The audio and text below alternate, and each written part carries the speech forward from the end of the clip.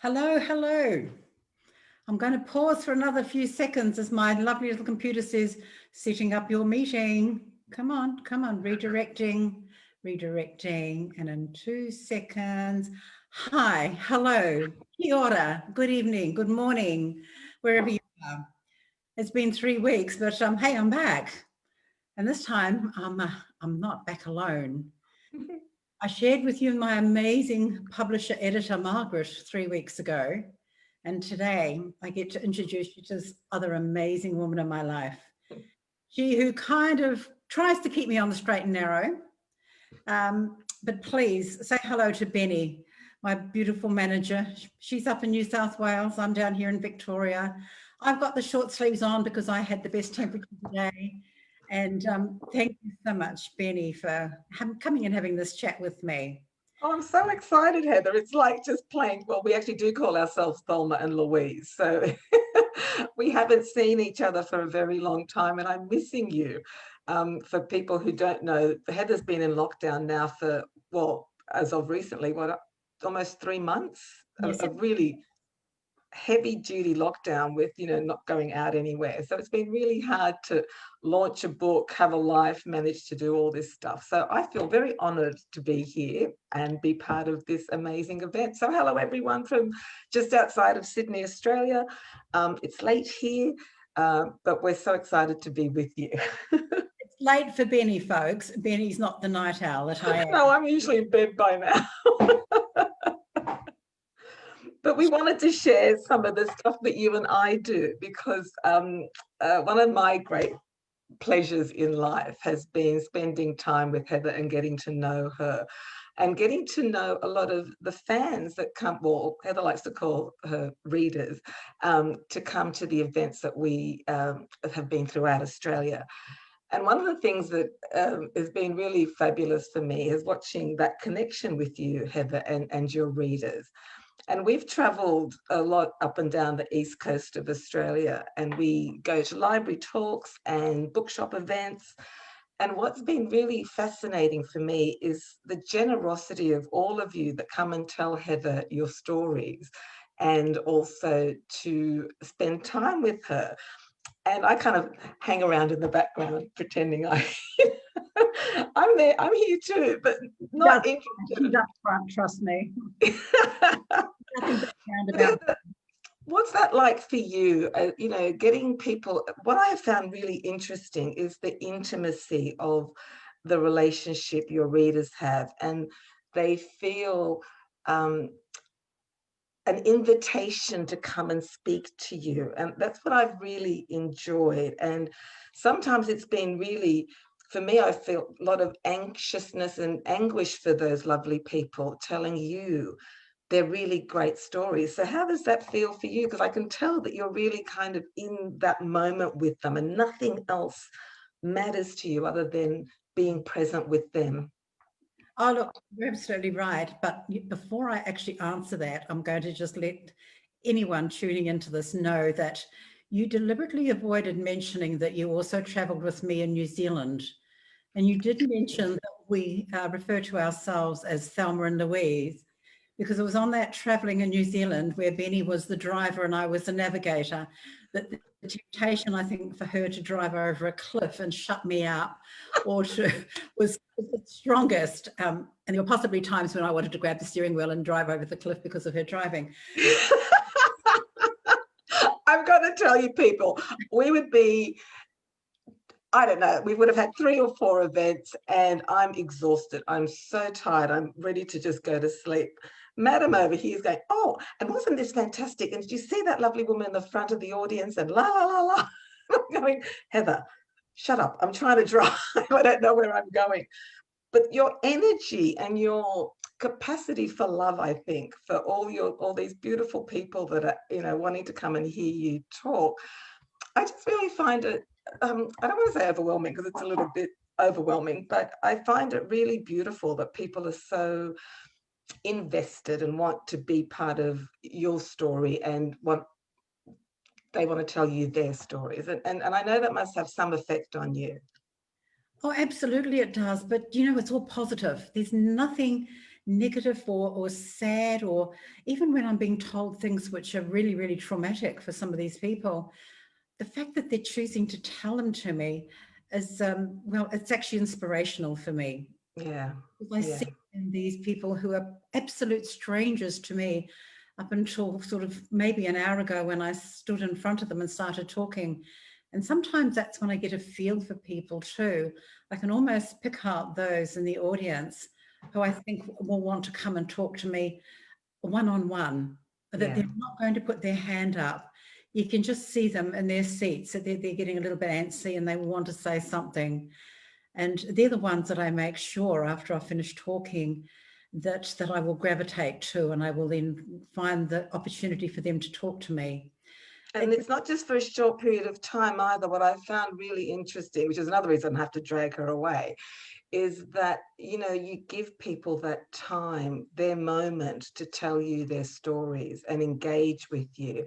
And there have been some beautiful moments. Actually, there was that one time in New Zealand remember when we were in your hometown, and Oh, yeah. there were lovely, lovely elderly folk that remembered your family and you as a younger woman or a child. And I thought that, you know, they were wanting to really share how their life has evolved in you know, the time you've known them. But there was one elderly gentleman, I could tell he was standing back, and then he came and told you his journey, and you spent a lot of time with him. And that was just a wonderful, warm, wonderful evening. And there were many of those. But I guess the other thing too, Heather, for me is that people are there to not only to hear about the tattooist as the book, but a lot of time wanting to know about your relationship with Lale. And I guess that's one of the beautiful things about Stories of Hope, in that you really expand on that really extraordinary relationship and how much he actually meant to you. And I think for me, that was really important. Your relationship with him became bigger than the book. And I'd like you to share with us some of, you know, how you felt about his friendship and what it was like when he died. That must have been pretty devastating for you. Oh, look, that absolutely was, because prior to his death on the 31st of October, and we just had the anniversary of it, I remember it, because I'm never going to forget it, but also it's Halloween. But leaving that aside, yeah, for nearly just a couple of weeks shy of 3 years, he'd been in my life and in my family's life. And yeah, look, it was like family in the sense that I could walk into his apartment, just plonk down in the chair, knowing that he'd hand me a lousy cup of coffee. The dogs would come and say hello. And it was a friendship and a Yeah. relationship beyond, went way beyond being an interviewer and an interviewee, if that was ever the case anyway. Yeah. And, you know, that he died when he did, it just, there was no warning. Yeah. I was there on the Friday when he had his birthday, because his birthday is the 28th of October. And I was there with him, and he was fit, fine and healthy and drinking his bad coffee, but he had bought a cake from the local bakery. So we did have cake and coffee. And to know that within 48 hours that I would never get to, well, I would speak to him one more time, and he would never speak back to me. And I guess that probably is something to touch on, that we never know when that Yeah. time for anything is ever going to be. That the first times you can recognize, you know, when you have your children, when they walk, they talk, they get a tooth, whatever. But last times you don't know about them until they're past. Yeah. Is that yeah, all the more reason to say, live each day. Yeah. Yeah. Yeah. And he did, didn't he? Like that was his. He did. You know, I really wish I'd met him, because and I'm not alone in that. I think a lot of people would have loved to have met Lale, especially now that they, you know, I was listening to your podcast with Richard and Judy, which congratulations too on making their, you know, one of the bestsellers in the great books for the last 10 years. But you know, they spoke so genuinely about him and the difference that his life has made. But I remember Richard saying, you know, he was a playboy, he was a rogue, he was a naughty man. But I guess too, in Stories of Hope, you touch a lot, well, more than touch a lot, you speak a lot about that personality that he had that was evident to you as you got to know him more and more. And I think that's a really lovely part of that for me. But the other interesting thing is that, and I've heard you say this on many talks, that there were lots of things that he told you about that you felt you couldn't put in the book. But you touch a little bit about it. Sorry, not in this book, but in The Tattooist, you couldn't put it in. But in Stories of Hope, you've touched on it a little bit. What was the reluctance of putting more in the book, in Tattooist? Look, it's about a 3-year period of the most evil, horrific time of history. And so much of what Lally saw and witnessed and experienced was pure evil. Yeah. And to keep writing all of that, well, it wouldn't have made the book the love story that I wanted to be the dominant part of. And that's what Lally wanted you to know as well. Yeah, yeah, his love for Gita. Yeah, absolutely. So of course I left out so much of that. There are other things too that he told me and shared with me that I'm sorry, you will never hear about, because I do, jealously hold on to some of the things, the more intimate things he told me. Is that for respect for him, or is it that it was so personal that it shouldn't be shared? It's a bit of both. There's a couple of things which are out of respect for him, and he specifically said to me, please don't tell about what I saw here. And how, because he had to turn away from it. And from him, it was probably a measure of, for him, survivor guilt that he had seen, and even in one case been party to something that he did not want to share with anyone but me. But that just goes to show you how our relationship and friendship was, that he still... Yeah. And that you've still maintained that. And I think that's really important, that even in all our many, many hours we've spent together in the car, Heather, where I've even pried you a little bit, Zip, not sharing anything. It was sacrosanct. It was just between you and him. And that needs to be respected as well.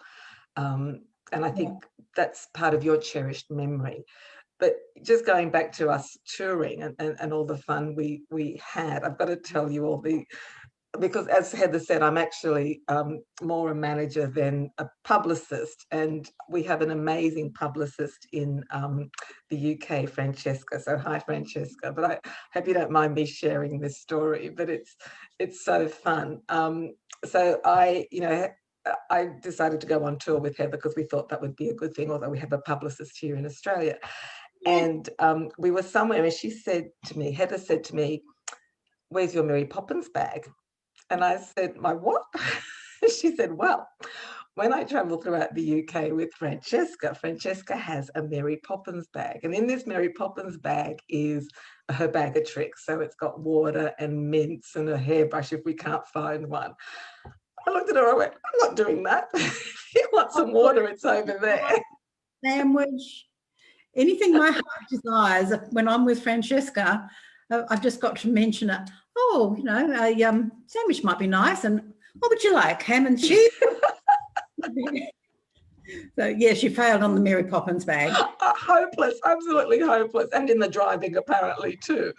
But what was, another aspect of all of that wonderful time we did spend together was also your thoughts about what, that were unraveling. Because we were touring Silka at the time, everyone. So it wasn't the Tattooist, we were touring with Silka. So Stories of Hope was taking shape, and Heather was putting ideas into, what this book should look like. And it was really wonderful talking about, especially when we were in New Zealand, in your hometown, where the idea of you talking to your grandfather came up. And it was lovely to see that place where you were and the family property and all that lush, lovely countryside. But, speaking to your grandfather, Heather, and listening to him, you say that that's now been really important in how you listen to people. Yeah. Other than Gramps and in that beautiful part of New Zealand, what else was really important to you as a young kid? What made you think about, stories and ideas and imagination and all those lovely things? You wrote about reading the Britannica encyclopedia, and you couldn't get enough of it. Yeah. So what else stimulated you? Look, by the way, the name of the town was Te Awamutu. It's in the middle of the Waikato. And it was an absolute privilege to be back there with you just over 12 months ago, and to be sitting with people who, gosh, sadly, I couldn't recognize a lot of their faces, but they of course knew me. And at one point, very elderly lady, I remember saying, Heather, do you remember me? And she's sitting in the front row, and I'm looking at her, I'm going, okay, guys, I'm 67, so bear with me here. And then she goes, I taught you Sunday school. So we're going back a bit, okay? But of course, as soon as she said that, I just said, Mrs. Phillips. Yeah, and it was Mary Phillips.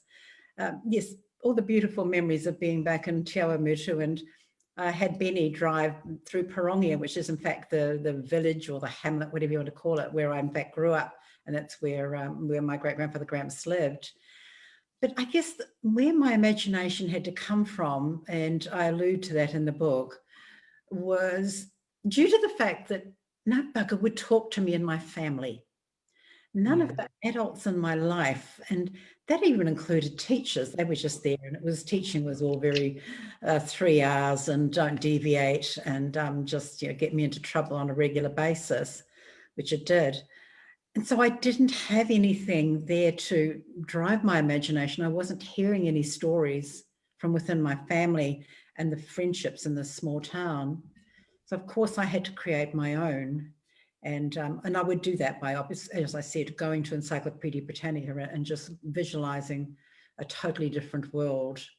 I know I used to have a lot of it play out. I would go out. I didn't like being inside even then. Me being outside and walking in a paddock that maybe had 100 cows in it. Sheer bliss. And I would just, cows are still my favorite animal.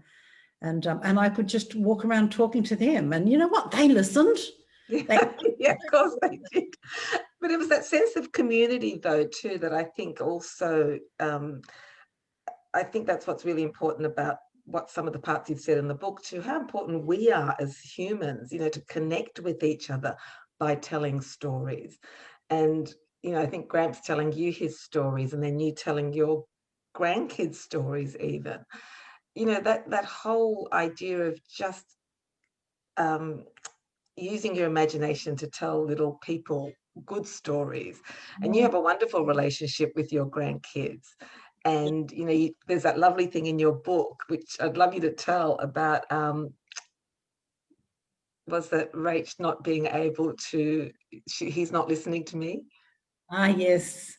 The Miss 3-year-old turning her back on Master 5-year-old who's trying to tell her something, and she is just not having a bar of it. It was so beautiful. I watched it play out. And he started screaming at her, "You're not listening to me, Rachel." And turning around and seeing little Miss there with her head in the air and her back to him, and he would try and walk around to get in front of it, do the whole face contact, and she would just keep turning, as 3-year-olds want to do. And then it was only when I went and sat down and asked them what was going on and negotiated with her, "Well, Rachel, do you think you'd like to listen to Nathan later on?" And she went, "Yes." And well, when? And so, picking a time on the clock that she could recognize when the big hand and the little hand would be on. And, she did. When How that wonderful. came, which was about 30 minutes later, she happily waltzed over to him and said, "Okay, I'll listen to you now."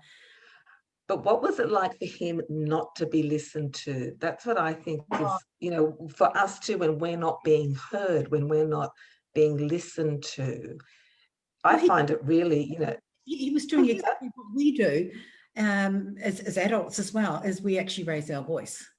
Yeah. Because you think that not being listened to means not being heard. We are being heard. And so that was what alerted their mum and I to them, the fact that he started yelling. Yeah. But once I negotiated with his sister, he was fine. He totally got it. And hopefully they would have learnt something from that about negotiations too.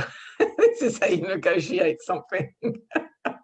Oh, I love seeing how little people, I don't think I recognized it in my own kids when they were little as much as I do with this new batch in my life, how they do negotiate. Yeah. Learn from a young age.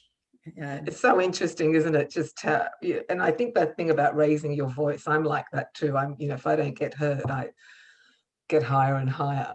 And I think that's, when you think about it, as human beings, we want to be heard. And there's that wonderful line in the book about the difference between hearing and listening. And that you can hear someone but not take it in at all. No, because you're just hearing it so that you can respond. Yeah, yeah. It's not being remembered. There's nothing significant that's going to then allow you to say something or do something an hour later. It's all too instant. That's When fine. you were with Lale, though, too, you often said that you didn't take notebooks, you didn't take, what do you call those things? Dictaphones, that type of dictaphones. How old am I? But that sort of concentration when you're listening to someone pour their heart out, and he would have been, there's that wonderful video of him talking where he starts crying about his time in Auschwitz. And you would have seen that day after day after day. And again, you mentioned a little bit about that in the book. But that must have been so hard listening for that longer period of time to someone really connecting with their past. Can you tell us a little bit about that? Yeah, look, I don't know if hard is the right word, because when I was engaged with him and sitting with him, time actually stood still for me. I just was there with him and just allowed him to be in whatever time he'd gone back to. And by listening to him, the words were just being totally absorbed into me in the time and the place. And more often than not, it was his distress that would alert me to bring him out of it and to pat him down, not mine. There were a couple of times when it got really, really hard for me. I do know that because I can remember them, and I wrote about them in my little diary thing I was keeping, when I actually did do the shutdown for me, not for him. They were few and far between. Maybe because of, my working in the hospital, that I was able to, well, I knew that you had to just put yourself out there. You had to just focus on the person in front of you. Well, and you went through some pretty, actually, there's one bit, if you don't mind, can I read this, which I was going to bring it up anyway, but now that you've started mentioning about being in the hospital, one of the things that you did, you worked with a lot of parents who'd lost their little people, whether it was a stillbirth or some distress throughout the pregnancy. And that must have been, I don't know, something so incredibly difficult. So I just like to share this with you all because it's such a beautiful piece. And I think we can never really appreciate just that importance of being with people when they're grieving and when something really important has happened to them. Out of all the mementos and gifts I've placed in coffin, one stands out for me and flooded back to me recently when my 5-year-old grandson showed me his first marbles and asked me to play with him. A grieving mother and father stood in front of me, and I listened as the mother handed me several items, explaining what they were and why she wanted them placed with her baby. The little jacket she had knitted was way too big for a premature baby born, but it was the first thing she had made for her expected firstborn, and she wanted him to have it. Her partner stood beside her, and his head down, pain at hearing his partner, between sobs, explain the significance of each item etched on his face. He had one of his hands in his pocket, and I could hear something clicking. As his wife dissolved into tears, he hugged her, and then looking over her shoulder, he removed his hand from his pocket and looked at me. In his hand were 2 marbles. These are the first 2 marbles my father gave me, and I had many as a boy, lost some, won others, but I never risked losing these. I wanted to teach my son how to play marbles. Would you please take one, choose one, your choice, and give it to my son? I'll keep the other. As I reached out to take one blindly, he closed his fist and his eyes briefly before opening them and letting me take one of the marbles. I chose the blue one, leaving him with the yellow. I don't know why. 2 years later, the father reappeared in my office, his yellow marble in one hand, mobile phone in the other, the biggest smile on his face. He came to show me the photos of his newborn daughter, hours old. He had brought the marble into the hospital with him, and his wife went into labor. He told me I had chosen the right marble. He left the yellow one he felt the yellow one was more suited to his new baby girl. And I think that comes down to, part of also this beautiful book is about hope. And and where are we when we don't have hope? And I think that's one of the other beautiful things you've brought about in this book, Heather, is the whole notion that, without hope, we really don't have much. And it's always, what did you say? It's one of the last things that dies in us, or The last dies in us. Can you tell us more about what hope means to you and how that comes about? Well, I phrase it that way because for 20 years, the number of times, I couldn't count them, I heard a family member or a patient with a terminal illness use that word in the context of, I hope I can just stay alive long enough to see my granddaughter get married, or I hope I can live long enough for my partner's next birthday. That word hope was always what people were clinging to.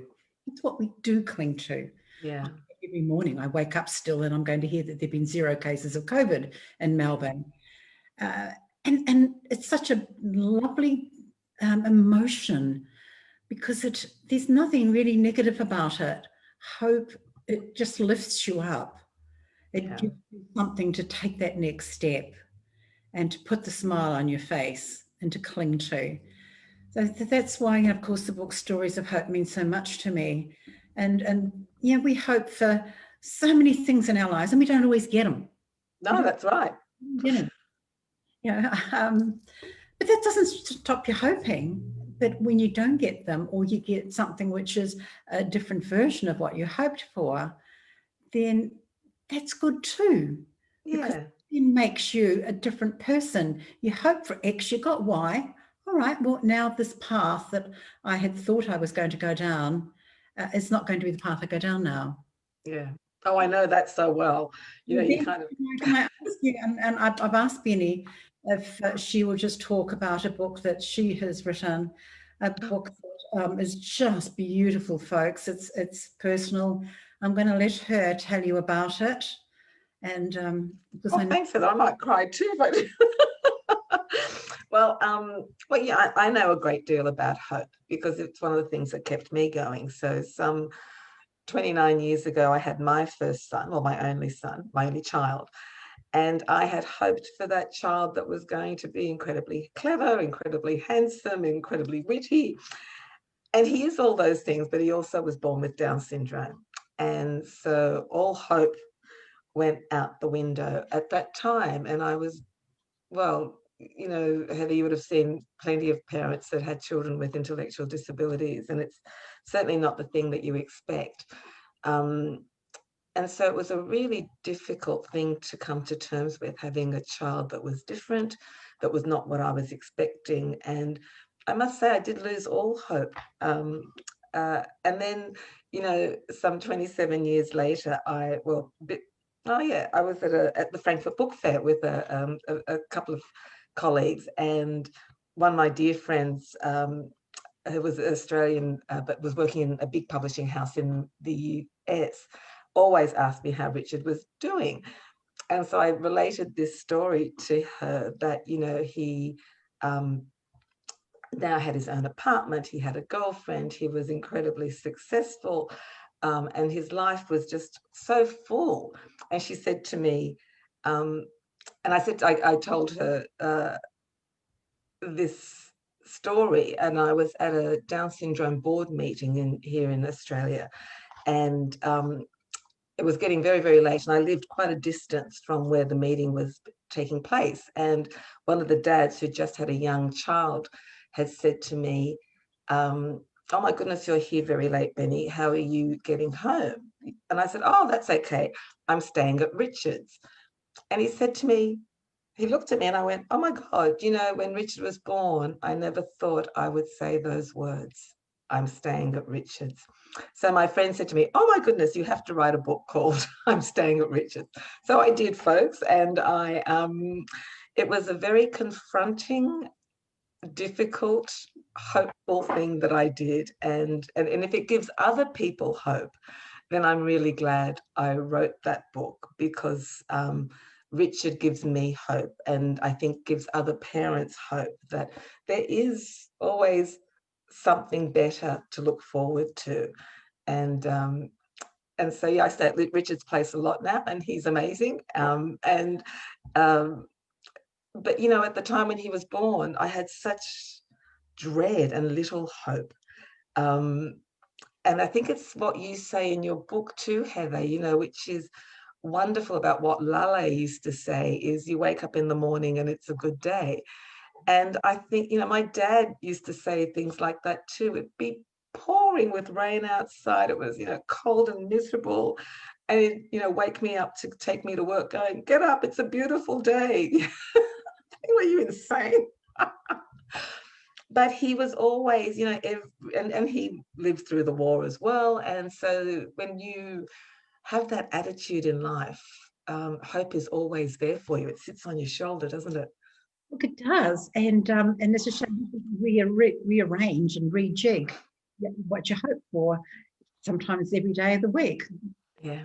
Just, you know, once a month, whatever it is. And can I say that I've met Richard and his beautiful girlfriend Ashley on several occasions, spoken to him more times on the phone, on the car, being driven around by the car. And yes, what a remarkable young man he is. And Thank you. so proud to know that I can call him my friend too now, because He often calls you his friend. He says, oh, my friend Heather, can we invite my friend Heather to this? And can we invite my friend Heather to that? You're going to get an invitation to his 30th very soon, Heather. Okay, New South Wales government, open the borders, please. I have. Oh, you've got plenty of time. It's in March. Considering you missed my 60th, we can do my... Oh my goodness, this has been so much fun. Do you think we could talk all night long, Heather? What's the time? Oh no, God. We really do, but it's past their bedtime, folks. But look, Benny, you have been the most important person in my life for the last couple of years since I started this journey, as they call it, of books and traveling, particularly around Australia and New Zealand. And I hope that we can continue, though I know that there's going to be some changes. But you are still my Thelma. And we will still do our road trips, Heather. We have and of course, we've got your fabulous new book coming out at the end of next year. Oh my God. Honestly, this book is so exciting. And I'm not going to say anything about it, but there's a bit of it actually in Stories of Hope at the end. And it's just, you know what, you should tell people how this other story came about, because it's, again, that whole thing about opening yourself up to opportunities and to, again, saying yes to something like you did, you know, accepting an invitation to speak to an elderly man. You said yes, and you did the same with the 3 wonderful sisters. So would you just give us a little hint about how that all came about? Opening myself up is probably, when you said that, well, my phrase was, I was actually pretty open at the time I'd learned about them. It was about 2 o'clock in the morning. It was in Franschhoek, South Africa. And I'd had more than enough alcohol that I knew I wasn't going to be able to sleep straight away, which is why I did open up an email at that hour of the morning and read the email from the son of one of these 3 sisters to tell me about how he'd picked up the book in Canada, in Toronto, on his way to visit his mum in Tel Aviv, and how when she saw the cover of the book the next day, she just looked at it and said, that must be about Lale and Gita. And how over the next 3 or 4 days, through emails and then a phone call, and my talking to this beautiful 93-year-old Livia, her saying to me, I have so much to tell you, and my then saying, well, I guess I better go. There was just no if, buts or maybes. There was no returning to Australia. It was Johannesburg, Tel Aviv. Yeah. And it was so funny because I remember the email you sent me going, how much time have I got between when we start our tour and when I can come back?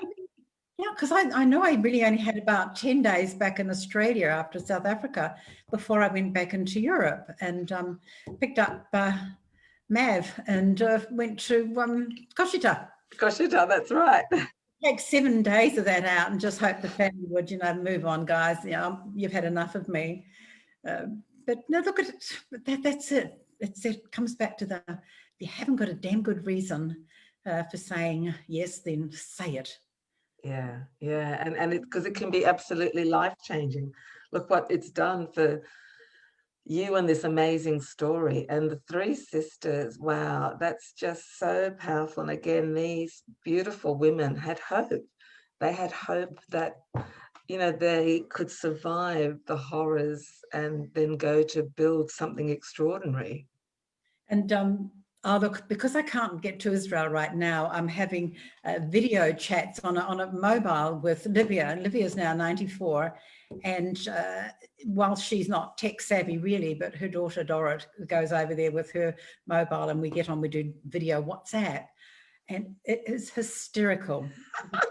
Love Livia a question, and if she can't quite remember it, she just ignores the fact that she's actually talking to me in Australia on one mobile. She picks up her house phone and she rings her 96-year-old sister, Magda. And I can hear her and her daughter's translating, and I don't need translation because 94-year-old Olivia is yelling at 96-year-old Magda, "What do you mean you don't remember? I don't remember. You have to remember what I don't remember." And they have these amazing to and fro's of these two very, very senior citizens yelling at each other about who should be remembering what. How beautiful. Well, hopefully they remember. Well, you've got a great story there to tell, and we're all so looking forward to seeing it, as I know many of your wonderful readers out there. Heather, I think it's been, I could talk all night long, and I know you can too. But look, I guess, when I first read this, I just went, wow, it's so engaging and so beautiful and certainly very different to what you've written in the past. But to me, it really brought home the fact that people have been so generous with their stories. You've been so generous in your listening and taking the time to really understand what people are saying to you, the privilege that's afforded you, which I think is, you acknowledge that it's been such a wonderful experience for you, but also, learning more about Lale and what that has meant and how important he was, not just to you and your family, but I also, I read all of Heather's emails that come through because she's often writing and doesn't, I actually don't let her answer them because she's got to write her books. But Heather always reads them, and it's a privilege for me to reply to a lot of you. But what I have seen in those lovely emails is just, I don't want to say the joy, but it is the joy that the book, The Tattooist and Silka, and now Stories of Hope have given you all. And it's a real privilege to, and generous of you all to share your stories and your thoughts, and just the simple things like, I just want to say thanks, that was a great read, or I've never read a book and this is the first book I've ever read and I can't wait to read the second. And often, more times than not, thank you, this book has changed my life. And Heather, that's what a joy. That every time I read that really, oh my gosh, really, those simple words and that simple story, because at its heart, I do think it's a simple story. Yeah. That it can have that kind of impact. Yes, I do read all of your emails, and there are a few that I do respond to, and that Benny does the majority of them, but always indicating that she's writing on my behalf. But there are, of course, I can get these stories, I can listen and I can hear these stories, but they don't come to anything without this beautiful lady you're now looking at, the amazing, beautiful, talented Kate and Margaret in London, and the whole team in London. Ruth, this amazing person there who sells the book into the foreign territories. And I just love getting her amazing emails, and they're just beautiful about, the publisher in Hungary that you think is pretty good hunk, and that he's been back in touch and wants to take stories, and he wants the sisters. yeah, there's some beautiful, beautiful people in my life in London. And of course, Francesca, who, along with Claire, escort me around and don't try and drive me off a cliff. It was just a bad turn, Heather. Look, just briefly, we were in Wellington and we had to go to a talk about north of Wellington. Well, if you know New Zealand, that once 5 minutes outside of Wellington, you're in rural New Zealand, you know, you're straight away into the countryside. And we sort of headed sort of out and up out of town. And then we came to a roundabout that really wasn't on the map that we were there. So Benny took the roundabout, but she did the full, 180 and, or no, 360. It was a 360. All of a sudden, about, I don't know, 20 minutes later, I'm going, have we been here before? And she Kate will get cranky with me. Roundabout, and it was new, and it wasn't clear. It had multiple things coming off, but it was in the middle of the countryside. And so, yeah, sort of 10 miles down the road, we chucked another Yui and... Oh my God, it was, and we're both going, haven't we been here before? Because it was last winter, so it's pitch black. There's no street lighting because it's out in country New Zealand. There's gorgeous people. I can't remember what the town was called, but they waited and we were just, it was so wonderful. They sat in this amazing bookshop out there and we had such a wonderful time. But yeah. I guess it's interesting for people too to understand that, you know, although Heather lives in Melbourne, the majority of the editorial work is done in the UK and there's a lot of work done with publicity. And then we've got our colleagues in the US as well at St. Martin's Press, who are the publishers of Silka, and HarperCollins, who are the publishers of Tattoo. So we're a big team of, you know, wonderful publishing people, and publishing is like a big family. And it's so lovely that, you know, we all get to celebrate these amazing books and that all of you wonderful people are part of all of this too. So it's very exciting for us. So Heather, thanks, hon. That was such a great time. Really lovely to just chit chat. We could do this more often, I think. Why not? And actually, you know, if any of you would like to, you know, have subjects that you'd like us to talk about, or that there's something of interest that you want to know more about, we're always happy to answer your questions. So please feel free to get on board and ask away. And you can just, you know, chat to Heather through her Facebook page. Absolutely, because I might do respond to that. I think I've got behind a little bit, but I'm catching up.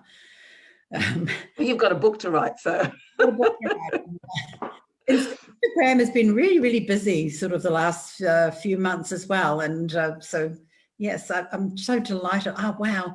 These people put up photos of the book, sometimes one, sometimes two, sometimes three, and they create the most amazing sets. I'll call them sets and scenes.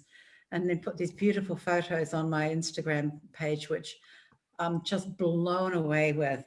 Aren't people creative? I think it's so great. A lot from the Northern Hemisphere, and because it's autumn or fall, and people are just finding these brilliant settings of colour and of nature and of leaves, and placing a book in amongst the trees and these. Oh, love it, love it. Oh, how beautiful. I haven't had a good look yet because I'm a bit of a dope with Instagram, but I'll have to have a closer look. But isn't it beautiful that people want to interact like that too? Yeah. Hey, I'm up for it. Yeah, absolutely. All right, my darling, time for my bedtime. I'm going to find some way of shutting this down, saying good evening, good morning. Thank you so much, Benny.